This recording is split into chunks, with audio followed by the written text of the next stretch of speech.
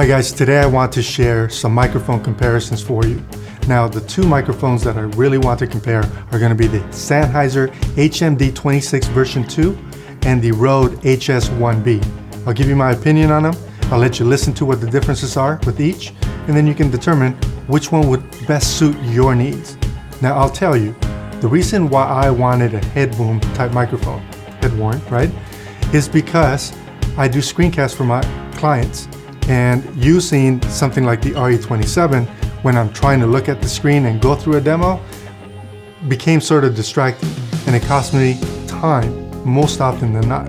Now, because I wanted to make sure that I had the same quality as the RE27 or really close to it, it was sort of difficult to determine what was the best head-worn microphone for me to get, which is why I ended up with these two. So with that, I think we should get started. Now, the sound that I was going for is that of the RE27.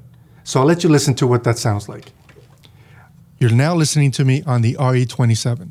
Now, the RE27 is the microphone that I use for my podcast, the Digital Media Branding Podcast. Now, I really like this sound. I really like the way that it interprets my voice and the characteristics of this microphone. And that is the main reason why I said, or I wanted to make sure that when I produced a screencast, it had this level of quality. And with that, I then went on the quest to try to figure out how to do it in a way that was not going to be distracting. So I'm going to now switch over to the Sennheiser HMD 26 version 2.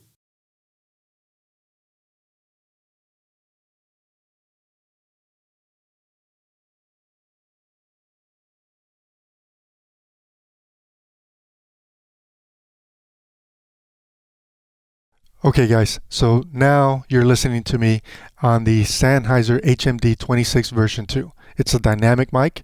It's got built-in headset, which makes it super easy, super convenient, right? Because I can monitor what it is that's happening as I'm speaking.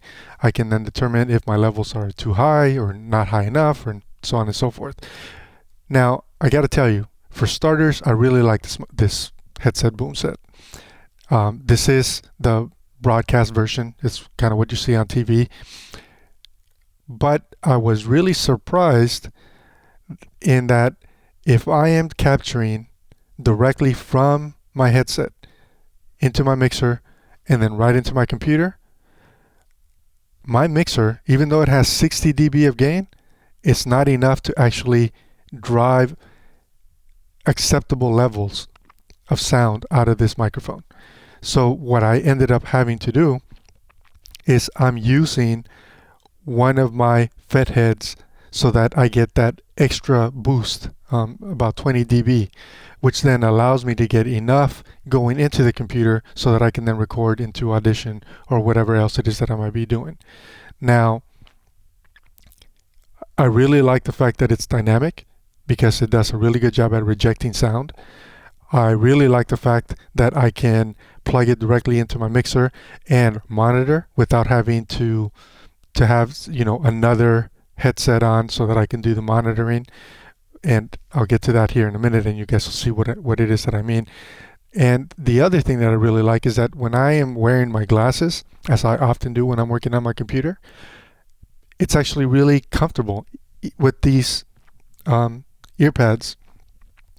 So overall, I'm really happy with this mic. Now, how closely does this mic sound when compared to the RE27? They're actually completely different. But it gives me a professional sound, and I think it does a good job for the screencast videos.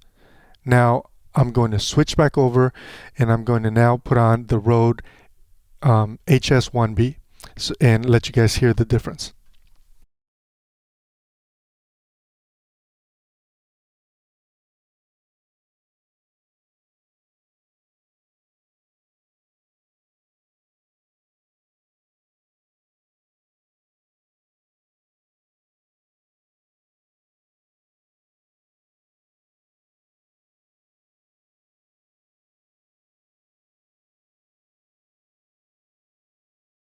Okay, so now you're listening to me on the RODE HS1-B.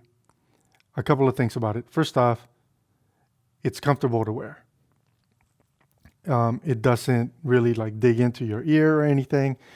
It's much less intrusive than the other microphone, as in you're not seeing as much of it. So it does a really good job.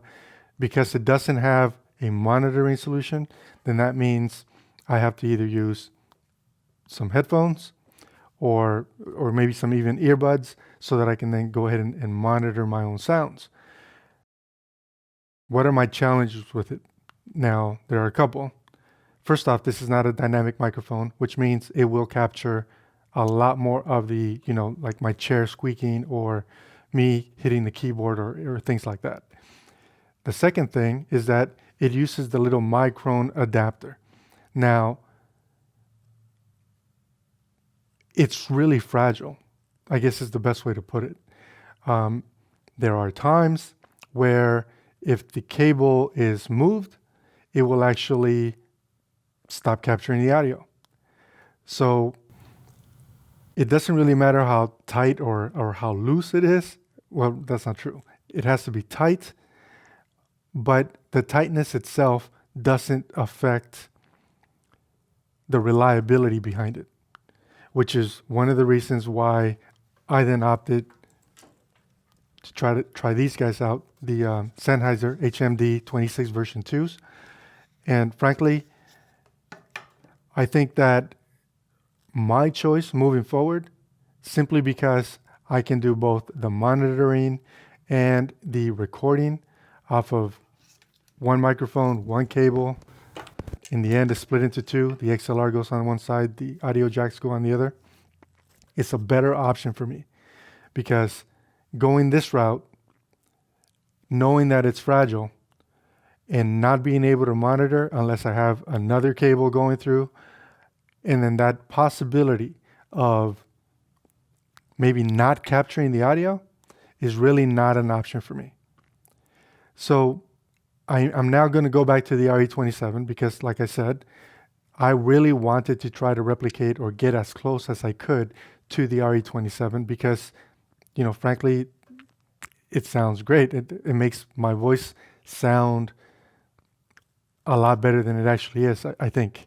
So with that, let's try the RE27 one more time, so that we can now see a comparison on what the actual sound is. And this is, again, the sound that I was going for. And I then but rather am settling into the Sennheiser HMD 26 version 2 as my choice for screencast videos, simply because I can move about and never drop off. Whereas if I do that with the RE27, as I'm looking around, it gets to be both distracting for the person listening to the screencast as well as me.